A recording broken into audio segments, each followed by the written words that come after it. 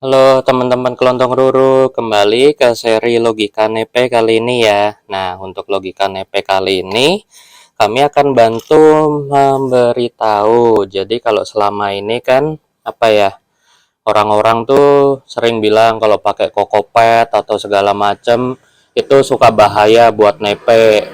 Terus untuk kandungan air juga nggak boleh TDS-nya tinggi segala macam. Nah, tapi itu kan sebenarnya juga agak berlawanan ya, kontrari juga. Tapi mostly kita lihat orang-orang nursery luar pada pakai kokohas, kita di sini juga pakai kokopet, itu aman-aman aja. Nah, jadi sebenarnya logikanya ada di kandungannya. Nah, untuk membuktikan kita harus punya EC meter ya, selain TDS juga. Jadi sebenarnya TDS tinggi itu nggak apa-apa, karena TDS itu berarti adalah total dissolved solid. Jadi belum tentu yang ada di situ garam, tapi debu atau partikel-partikel kotoran lain juga dihitung sama TDS. Nah, yang sebenarnya bahaya buat nepe atau tafor lainnya itu justru adalah EC. Jadi EC ini adalah electric conductivity, dan ini diakibatkan oleh biasanya garam sama mineral-mineral, atau intinya salinity lah. Makin tinggi EC-nya itu makin berbahaya buat tafor dan even untuk tanaman-tanaman lain juga. Nah, untuk ngeceknya gimana? Kita bisa kasih lihat ya di sini. Ini saya udah nampung air hujan banyak, mumpung lagi musim hujan. Kemudian kita bisa lihat juga nih, ini alatnya udah saya kalibrasi ya. Pertama, kalau ppm itu berarti TDS. Nah, kita lihat nih TDS air hujan tampungan saya. Tuh, kecil ya. Kandungan garamnya cuman sekitar kandungan TDS-nya sekitar 27 aja. Kemudian kita ganti, kita lihat kadar EC-nya, electric conductivity-nya. Relatif kecil juga ya, 52. Nah, kemudian kita cek nih, mumpung lagi musim hujan juga, ini salah satu media kesukaan kelontong ruru, yaitu kokohas ya, yang udah dikupas kulitnya. Nah, kenapa ini media paling the best menurut saya? Karena dia nyerap air dan juga sangat poros. Ini untuk nepe-nepe yang rewel dan epifit hidupnya nih bagus banget. Even selain BE, EP pun sendiri juga selain Sphagnumos, mereka juga pakai ini. Mereka pakainya kokohas cacah persis seperti ini dicampur dengan Sphagnumos New Zealand. Nah, kenapa saya suka media seperti ini? Jadi karena dia kandungan organiknya tinggi, jadi akar itu relatif nggak cuma jalan, tapi dia juga sifatnya akan menempel erat dan ngekeras. Jadi sebenarnya semua tanaman apapun, even kaktus, itu butuh media yang biasanya organik untuk dikeras atau dihancurkan. Nah, itu kan agak aneh ya. Sebenarnya maksudnya gimana sih? Kalian bisa lihat. Kalau teman-teman yang demen piara anggrek, anthurium, atau even pilo deh, keluarga pilo, kalian coba pakai batok kelapa untuk medianya yang udah dipotong. Setelah 2 tahun, 3 tahun itu, batok kelapa tersebut akan hancur, jadi benyek, lembek banget, udah nggak keras kayak gini. Itu salah satu yang berperan, selain mikroba tanah, juga si akarnya sendiri. Akarnya itu akan ngekeras, dia akan nempel, kemudian diserap-serap dan dihancurkan juga. Jadi itu sebenarnya yang dimaksud keras ya. Saya belajar ilmu ini justru dari jurnal artikel kaktus. Ada orang yang udah neliti soal media di situ. Nah, yang menarik nih, kita lihat. Nah, teman-teman kan juga sering dengar anjuran nih. Dari saya juga sering bilang gitu, kalau untuk media, kokopet atau kokohas gini, bagusnya direndam atau dibilas dulu ya. Teman-teman bisa lihat tuh. Ini gila, airnya taninnya tinggi banget. Kelihatan kayak teh merah. Nah, cuman teman-teman juga bisa lihat. Kalian kalau nyoba ngelakuin ini, kalian cium baunya. Biasa kalau teman-teman ngerendam daun kering atau apa di air dalam waktu lama, nih udah seminggu ya saya ngerendamnya, itu akan keluar bau busuk. Itu terjadi proses fermentasi. Tapi coba di sini kalau teman-teman lakuin, nih saya sering nyium baunya, ini baunya kayak teh, bau tanin khas banget. Dan nggak terjadi proses pembusukan atau fermentasi. Karena tanin ini salah satu sifat utamanya justru antifungi dan antimikroba juga. Dan inilah yang banyak terjadi terutama di nepe-nepe area rawa atau gambut ya. Jadi walaupun akarnya mereka itu relatif tahan terhadap tanin, tapi sebenarnya mereka berakar masif justru untuk mencari area yang relatif bebas tanin. Dan inilah salah satu kunci juga tanaman-tanaman epifit mampu bertahan hidup di batok kelapa atau di kulit kayu pinus. Karena mereka sebenarnya termasuk nepe juga udah punya adaptasi. Nah, si tanin ini juga fungsinya banyak. Jadi kalau dalam jumlah berlebih seperti ini, contohnya ini bisa membuat tanaman menjadi stagnan pertumbuhannya. Tapi dalam jumlah yang tepat atau pas, nah saya juga nggak tahu berapa, tapi pasti ada penelitiannya, itu justru membatasi perkembangan jamur yang merugikan. Nah, jadi saya juga kalau ngebilas itu biasanya kayak gini cuman sampai 3 sampai 5 kali lah, apalagi musim hujan gini kan airnya gratis ya, jadi gampang. Nggak saya bilas atau saya ilangin sampai airnya jernih. Kenapa? Karena itu tadi, tanin masih bisa berfungsi sebagai antimikroba atau antifungus yang merugikan. Kemudian juga akar-akar tanaman hutan itu sebenarnya relatif tahan terhadap tanin. Nah, sekarang faktor menarik lagi yang pengen saya remove dari ini selain tanin, tapi taninnya nggak saya remove sampai semua ya. Justru yang paling penting dari proses perendaman ini kita harus ilangin kadar garam salinnya. Karena kelapa ini banyak kan juga sumbernya kan dari laut. Kita juga nggak tahu orang-orang produsennya nyuci kelapanya ini pakai air apa. Nih kita lihat ya dari segi ppm dulu. Sebelumnya kan udah ppm-nya 26. Sekarang kita pindah ke ppm-nya. Langsung melunjak 10 kali lipat ya. Jadi 271. Nah, ini berarti ada banyak kotoran di dalam sini, termasuk garam. Nah, biar lebih teliti lagi, kita ganti modenya ke EC, Electric Conductivity. Kita lihat kalau air hujan biasa, EC-nya cuma sekitar 56. Nah, kita masuk ke sini. Wow, melunjak banget. Nah, kalau ini nilai TDS nggak apa-apa. Teman saya itu bahkan pakai air sumur nilai TDS-nya 2000 lebih ke NP-nya masih nggak apa-apa. Tapi kalau EC ini yang paling bahaya justru, yang harus kita ilangin banyak. Maksimal berapa yang masih Nah, bisa itu saya masih belum tahu angkanya sih, tapi biasanya akan saya bilas sekitar 5 kali itu udah cukup kalau dari pengalaman. Berarti yang orang-orang zaman dahulu bilang TDS-nya itu nggak boleh di atas 200 itu sebenarnya bukan TDS Ya, ya, yang jadi benar tuh EC ya. walaupun betul, yang paling berbahaya untuk semua tanaman termasuk nepe itu EC. Nah, EC ini sendiri juga bisa didapat banyak dari kesalahan kita. Contoh kita banyak pakai air pump. Air pump itu di dalamnya yang paling berbahaya bukan TDS-nya, tapi justru kandungan fluorin sama logam-logam tertentu atau bahkan kalsium yang memang banyak di air pump. Nah, habis dari kokohas kita pindah bentar ke, jadi kan teman-teman sering nanya nih, media ini bagus nggak? Media itu bagus nggak buat nepe ya? Itu silakan coba sendiri. Pengalaman adalah guru paling berharga dan setiap orang pasti memiliki sumber yang berbeda. Jadi misalkan sumber media kalian dari gunung A, sumber media saya dari kebun belakang saya itu pasti kandungannya beda-beda. Jadi jangan tanyain ke orang karena hasilnya pasti akan berbeda. Kecuali Anda menanyakan ke orang yang mengambil sumbernya sama dengan Anda ya. Nah, contoh dari sini, ini saya berbagi pengalaman, salah satu media nepe alternatif yang terkenal adalah akar kelapa. Terutama dipopulerin oleh Bro Daniel Ferdian ya, yang piara Nortinya di Lowland dan pakai akar kelapa. Nah, di akar kelapa ini dulu pas saya pertama denger itu saya mau nyoba. Kemudian saya ada beli akar kelapa dari sebuah marketplace, dan ini salah satu kunci yang saya mau ajarin. Jadi dalam memilih media, kalian coba rendam dulu medianya di dalam air hujan seperti ini. Pada pengalaman saya dulu waktu beli akar kelapa yang pertama, setelah saya rendam 3 hari itu udah bau busuk banget. Itu berarti di akar kelapanya satu, banyak mikroba sama jamur, jadi terjadi proses fermentasi tinggi dan masih banyak nutrisi di dalam akar kelapa tersebut. Sedangkan ini adalah akar kelapa yang diberikan oleh bro saya, Bro Malcolm. Jadi dia nemu komplek perumahan lah yang pohon kelapanya udah kesambar petir dari lama, kayaknya udah 6 bulan lebih gitu sampai gosong. Nah, ini dia kasih ke saya terus saya coba, akar kelapanya saya rendam. Ini udah sekitar seminggu dan saya cium juga relatif nggak ada bau busuk. Berarti kalau kayak gini, ini aman saya gunakan untuk nepe. Dari pengalaman saya ya. Saya ngelihatnya dari bau busuknya. Karena ini nggak ada bau busuk, jadi relatif aman. Kemudian juga saya ngecek. Kita lihat sekali lagi. Nah, tadi kan kita lihat kalau ppm-nya air hujan 20-an ya. Kita cek ppm-nya tinggi nggak di dia. Cuman 100-an. Even akar kelapa ini sebenarnya lebih bagus. Kita bandingin sama Cocohas tadi, angkanya kan 200-an ya, hampir 300 tuh malah.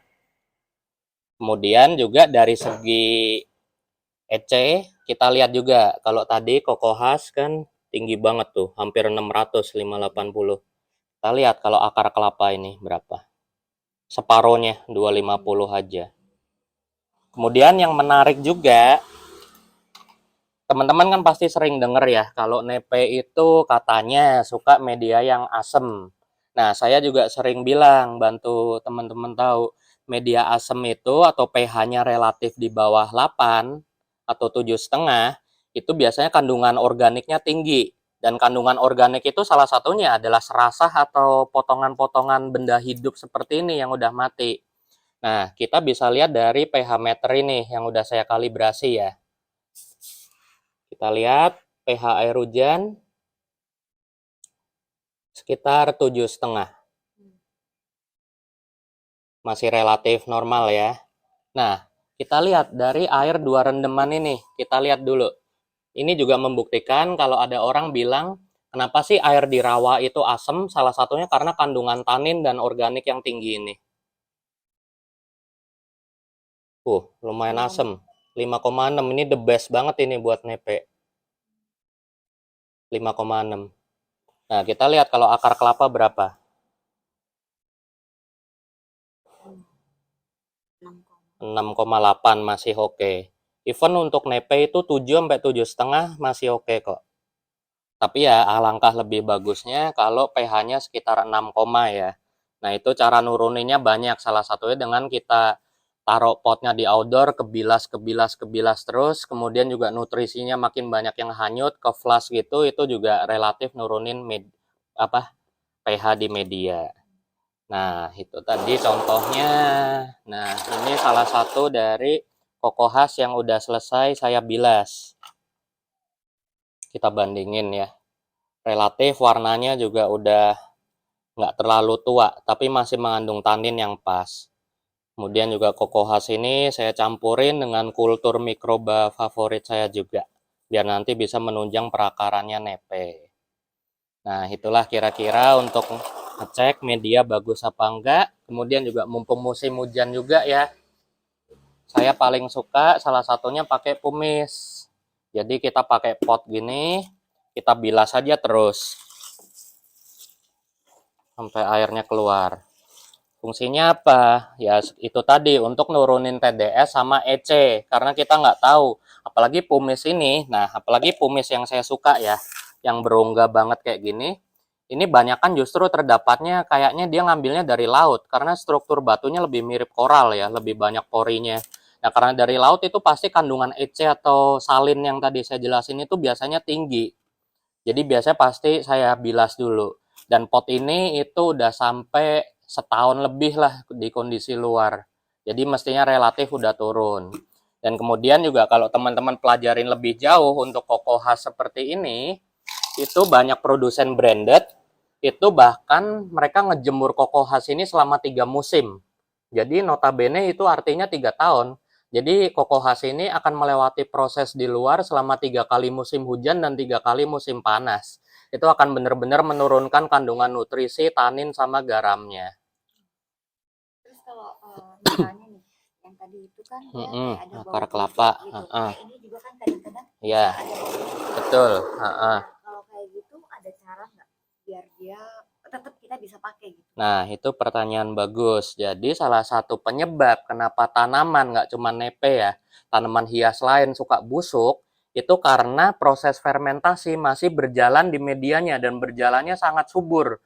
Jadi proses fermentasi yang dilakukan oleh mikroba-mikroba tanah itu akan membuat panas dan menghasilkan salah satunya banyak gula dan lain-lainnya. Dan akar tuh nggak kuat dengan panas dan gula yang dihasilkan oleh fermentasi tersebut. Bukan berarti mikroba tersebut selama ini jahat ya, banyak kok yang baik.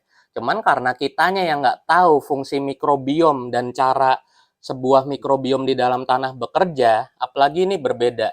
Kita bicara tanaman liar di pegunungan. Ibarat gunung itu adalah sebuah pot yang sangat besar, raksasa sekali. Sedangkan kita kalau miara cuma di pot. Dan di pot kayak gini tuh kita nggak bisa kontrol sirkulasinya, perkembangan mikrobiomnya, apalagi terbatas banget. Nah, jadi kalau teman-teman nyium bau busuk segala macam itu berbahaya untuk akar. Karena proses fermentasi yang dilakukan atau pembusukan yang masih terjadi di media tersebut, itulah yang bikin tanaman mati atau busuk akar dan lain-lainnya. Nah, salah satu caranya adalah, kalau saya pribadi dari awal justru pilih media yang memang sudah membusuk seperti ini. Terus kalau teman-teman masih maksa caranya, orang Indo itu kan demennya maksa ya, udah dikasih tahu benernya A, B, C, masih nanya D, E, F bisa apa enggak. Saya kasih tahu secara sains begini. Tadi udah saya kasih tahu kuncinya. Kuncinya adalah proses fermentasi atau pembusukan yang dilakukan oleh mikrobiom. Mikrobiom itu semua mikroba yang hidup di tanah, apapun itu jenisnya dan merugikan apa enggak. Nah, dengan kalian merendam tanaman seperti ini dan tanamannya dicampur dengan bakterisida dan fungisida, itu berarti apa? Kalian mematikan semua mikrobiom yang ada di situ, dibom nuklir, di reset jadi nol. Nah, karena mikrobiomnya nggak ada, otomatis proses pembusukan nggak terjadi kan? Nah, saat itulah media tersebut aman digunakan. Kemudian pada saat kita potting, nah kenapa saya juga nggak rekomen pakai cara ini? Pada saat kita potting lagi, itu proses pembusukan akan berulang lagi. Dan itu harus teman-teman tambahin terus bakterisida, fungisidanya. Kemudian efeknya jadi nambah lagi. Tanaman kalian satu udah ditanam di pot, kuat nggak terus-terusan disiram bakterisida dan fungisida tersebut? Udah pasti nanti efeknya akan detrimental atau merugikan. Kemudian juga seperti saya bilang tadi, kandungan EC atau salin itu juga bisa dipengaruhi, atau TDS atau pH tanah ya, dipengaruhi oleh bahan-bahan kimia seperti fungisida dan bakterisida tadi. Karena kita siram terus bisa aja malah kandungan salin, racun dan lain-lainnya meningkat di situ. Apalagi kalau air yang kita pakai nggak bersih. Sih, jadi itulah sebenarnya nggak ada cara lagi untuk tawar-menawar. Kita udah maksa mindahin tanaman hutan ke rumah kita, masa iya kita nggak mau berusaha lebih sih buat mereka? Nggak usah coba-coba lah, kita kasih yang terbaik buat mereka, yang kita tahu. Berarti kalau misalnya nih kedapatan, kalau ada yang mau coba pakai ini, Ya, kedapatan ternyata pasti rendam kayak gini bau busuk, berarti better nggak dipakai dong. ya betul. Saran saya jangan dipakai, kecuali kalian sudah berpengalaman atau tahu logikanya seperti yang saya kasih tahu. Jadi logikanya, kalau saya nggak saya kasih bakterisida atau fungisida. Tapi kalau emang udah terlanjur pakai, ya silakanlah kasih, tapi jangan sering-sering. Kalau saya dapat media yang bau busuk kayak gitu, ya udah saya diemin bisa sampai 2 tahun di kebun outdoor saya. Biarkan proses fermentasi berjalan, kalian ganti terus airnya, kemudian sampai suatu saat kalian cium sudah nggak ada bau busuk. Gitu caranya. Dan seperti kita tahu ya, kalau di alam gunung itu kan sirkulasi juga bagus, sedangkan kalau di pot gini sirkulasinya enggak. Jadi cenderung bakteri-bakteri anaerob itu yang berbahaya untuk akar. Gitu. Nah, ini kelihatan banget tuh bekas taninnya aja sampai segini. Ini harus kita buang ya. Tapi yang paling pengen saya hilangkan dari proses ini bukan tanin, tapi sekali lagi salinnya, kadar garamnya. Tadi udah kelihatan ya di meterannya. Tapi kalau kita pakai ini, pakai tempat ini tuh yang bawahnya emang udah bolong-bolong, terus kita taruh aja di kebun, biar kena hujan terus. Iya, bisa boleh juga, dong, bisa boleh juga banget. dong. Contoh ini saya pakainya di pumis. Udah harus kayak gini ya. Iya. Nah, kalau saya pribadi, kenapa saya bedain? Kalau pumis ini kan memang nggak nyerap air ya. Jadi sih dia di flash terus sama hujan oleh cuaca nggak apa-apa. Tapi yang saya pengen, kenapa dari kokohas ini saya rendem di air mati, stagnan, nggak berlubang, untuk meningkatkan daya permeabilitasnya. Jadi kokohas ini pas baru datang itu kan kering ya, contoh seperti ini. Nah, sama seperti sphagnum atau petmos yang udah kering, kalau kalian siram-siram gitu kan lama basahnya. Nah, kalau harapan saya dengan saya rendam terus seperti ini, dia daya serap airnya udah maksimal. Jadi apa? Pas nanti kita pakai pun tinggal disiram dikit, itu udah langsung nyerap air lagi karena dia udah nyimpen kelembapan di dalam. Oke, sip. Semoga membantu ya teman-teman untuk seri logika NEPE kali ini. Ingat, sekali lagi secara rangkuman, tanin juga sahabat kita. Dalam jumlah yang banyak dia baru berbahaya. Tapi kalau dalam jumlah yang pas, dia bisa membantu kita sebagai anti fungi atau anti mikroba. Kemudian yang kedua, sebagai rangkuman yang berbahaya adalah bukanlah TDS, tapi adalah salin atau electric conductivity-nya yang biasanya diakibatkan oleh kandungan garam, bisa dari air pump, bisa dari air olahan, bahkan dari pupuk-pupuk yang kita kasih. Kemudian juga kalau tadi saya bilang itu bukannya saya memotivasi teman-teman untuk pakai air pump untuk nepe ya. Even tanaman kaktus itu juga paling bagus pakai air hujan. Semua tanaman kok sebenarnya. Jadi yang berbahaya di air pump itu sebenarnya adalah kandungan klorin, kalsium, fluoride, dan lain-lain yang memang ditambahkan. Nah, tadi kan saya ada cerita tuh, teman saya pakai air sumur aja 2000 ppm segala hidup. Memang hidup. Tapi kalian tanyalah ke dia atau teman-teman kalian yang pakai, pasti ada yang punya pengalaman nepenya yang langsung mati kena itu. Biasanya sifatnya klorosis atau langsung stres lah. Nah, itu membuktikan kalau nggak semua nepe itu tahan dengan kandungan air kita. Jadi sebisa mungkin kita pakai yang pasti aman, air hujan, air RO, air AC. Kalau dari pengalaman saya sendiri, yang nggak suka dengan air pump di rumah saya, itu adalah Clip PHT Pure. Jadi teman-teman sekali lagi jangan coba-coba, kita tetap harus kasih yang terbaik ya. Kalau saya kepepet pakai air pump memang karena sistemnya masih belum terlalu optimal dan untuk mengakomodir kebun seluas itu saya terpaksa masih harus pakai air pump dulu. Dan dari situ saya amati nepe-nepe mana yang kelihatan banget nggak suka air pump, habis itu saya pindahin ke GH saya yang indoor, jadi saya bisa pakai air AC atau air RO di dalam. Oke, sekian teman-teman, semoga membantu. Thank you.